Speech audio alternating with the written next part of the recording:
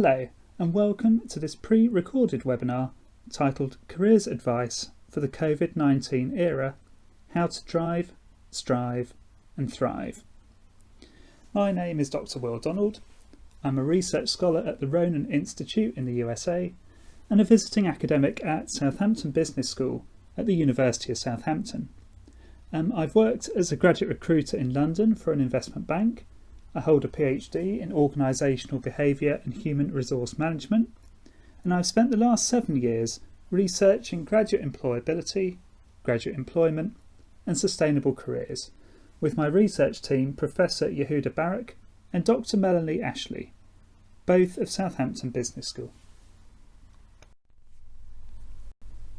I would like to kick off this webinar by acknowledging some of the challenges that you may have faced due to the COVID-19 pandemic. You might have just started at the university and been subjected to the stress of the A-level algorithm debacle and subsequently the university clearing process.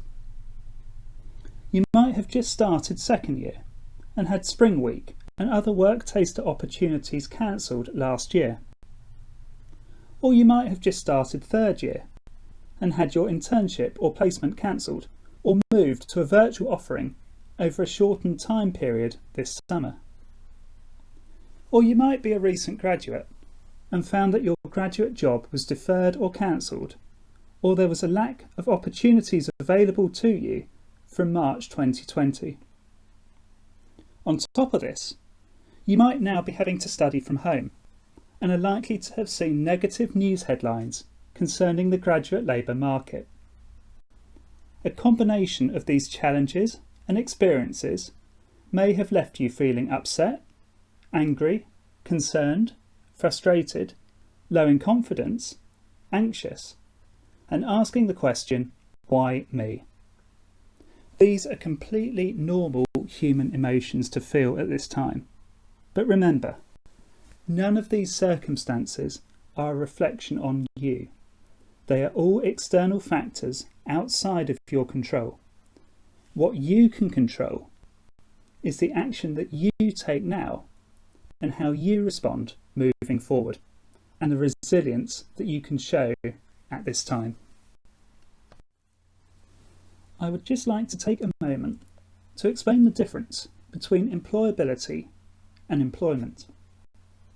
Employability refers to whether an individual is capable of undertaking a job, whereas employment refers to the outcome of employability, whereby an individual secures a job. So what does this mean for you? Well, you can control your employability, and by focusing on your employability, this will offer you a mechanism for a sustainable career.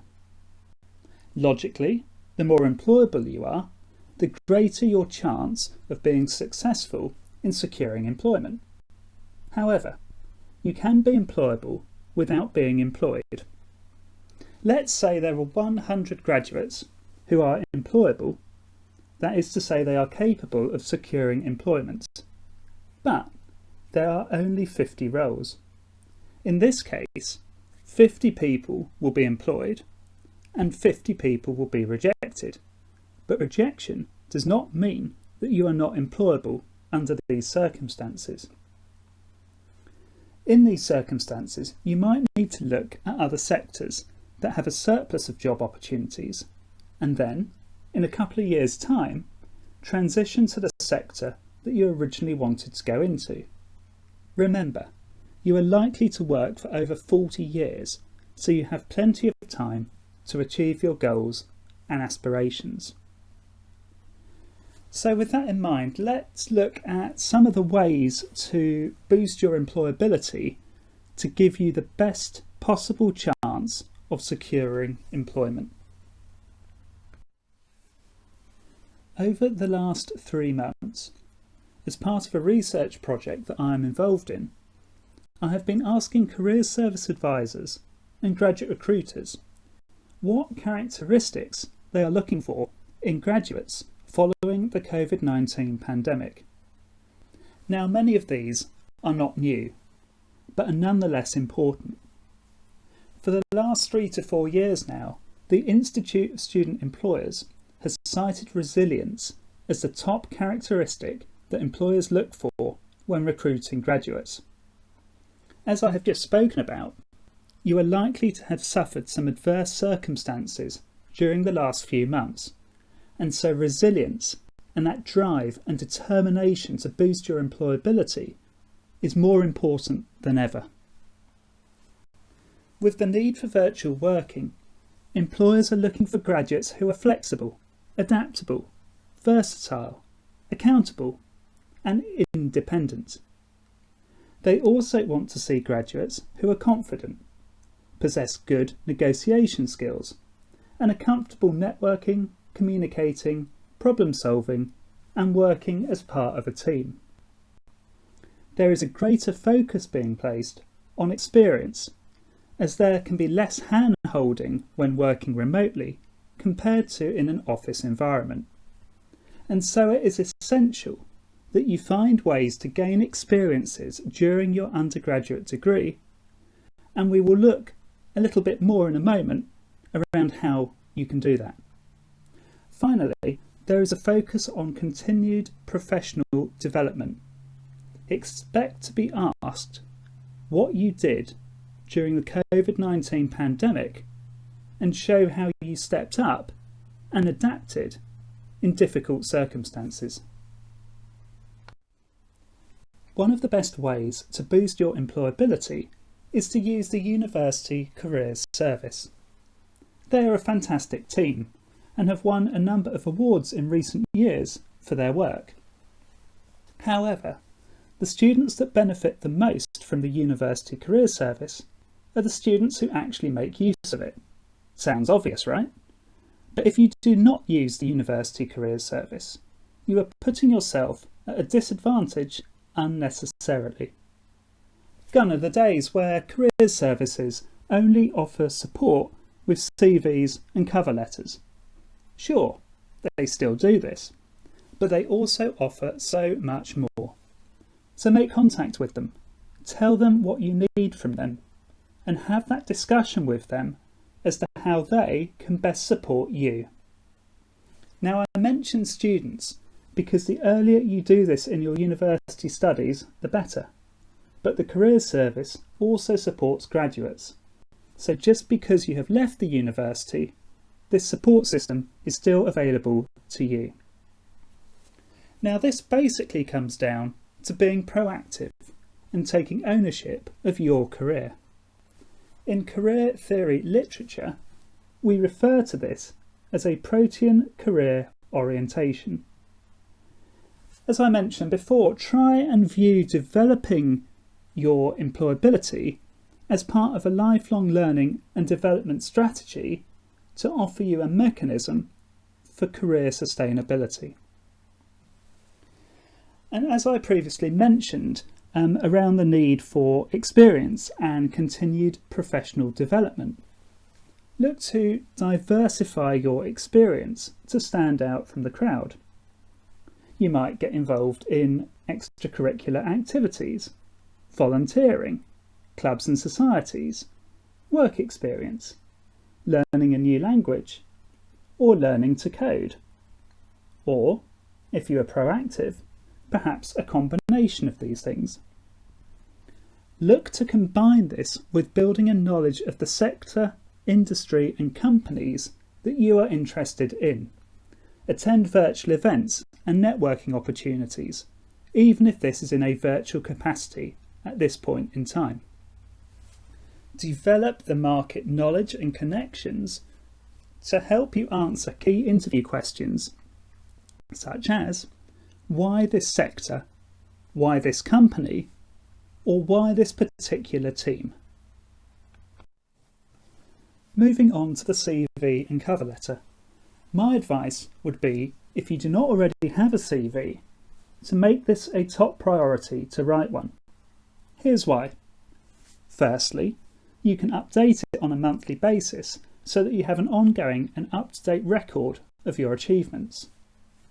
Secondly, you can see where there are gaps in your CV and make these a priority to focus on so that you have sufficient evidence at the application and interview stages on which to draw. Thirdly, it will be much easier to tailor the CV for specific applications if you already have a living, breathing draft of a CV rather than having to write something completely from scratch. Coming back to the CV multiple times also gives you the opportunity to make ongoing improvements. And remember, the purpose of a CV is to get you an interview.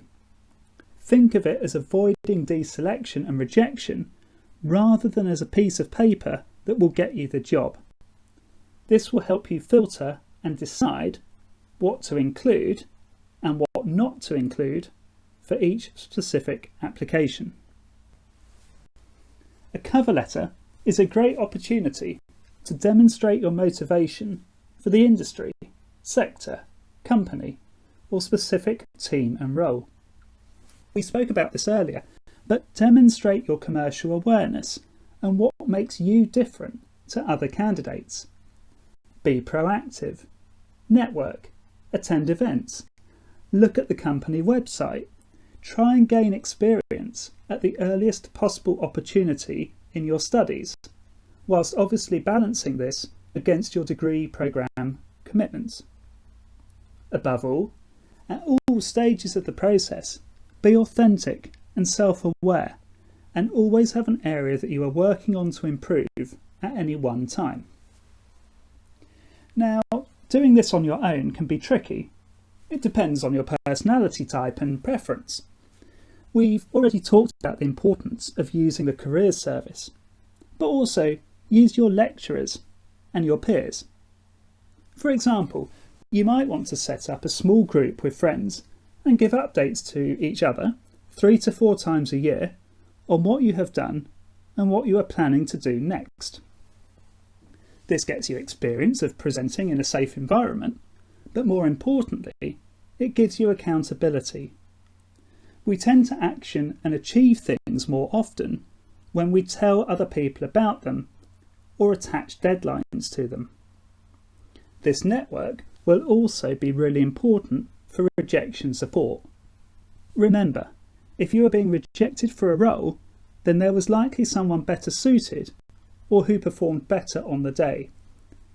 It is not personal, and if you feel it is because you underperformed on the day, then use this as a learning experience.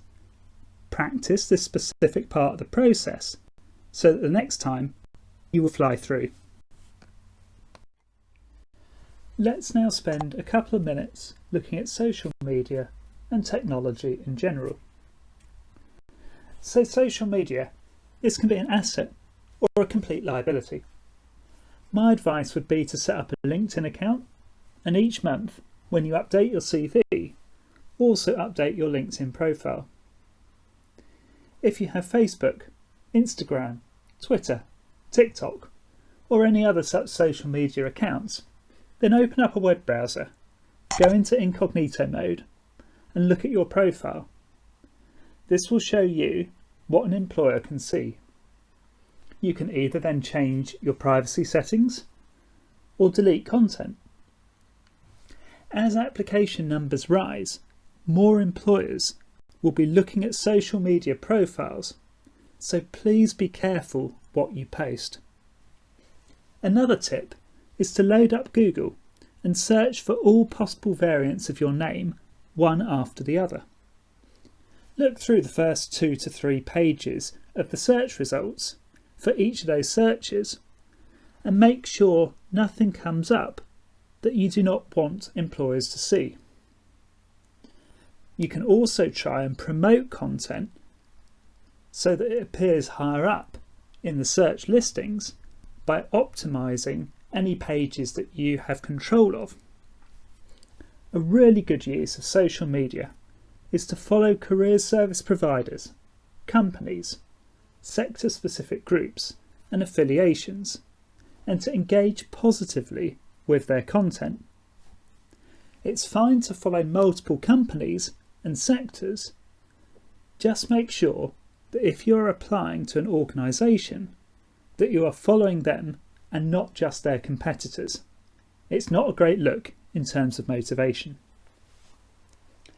And then finally, in terms of boosting your employability, we need to talk about technology in the wider sense. Application and assessment processes have been slowly moving to a digital or virtual setup over the last few years, but the COVID-19 pandemic and social distancing rules has meant that many companies have had to transform their assessment processes so that everything is online, perhaps except for a final interview.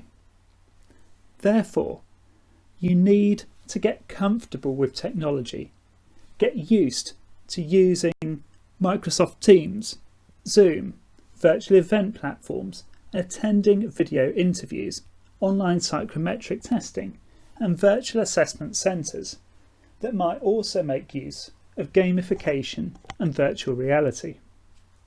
Practice, gain experience, and get comfortable using these technologies to maximise your employability and your employment chances. Again, the University Careers Service can help you with this.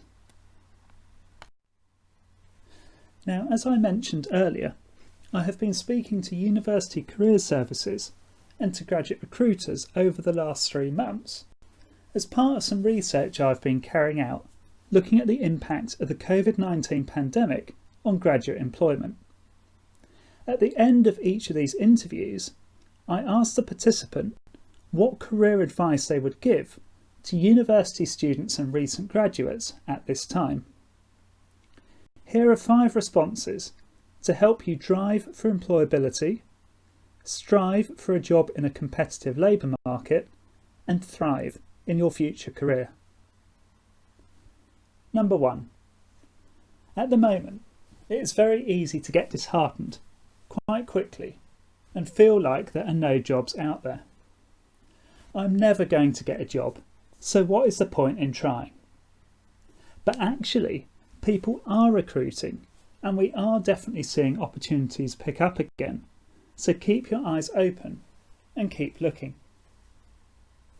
Number 2. Do not panic. The changes in the market due to the COVID-19 pandemic are not a reflection on your employability. Ultimately, if it takes 1 to 2 years longer to get the job that you wanted, that is nothing in the grand scheme of your career. Number 3. Do not let the fear of a job not being perfect stop you from taking the opportunity and growing as much as you can. Be flexible, be adaptable, and play the long game.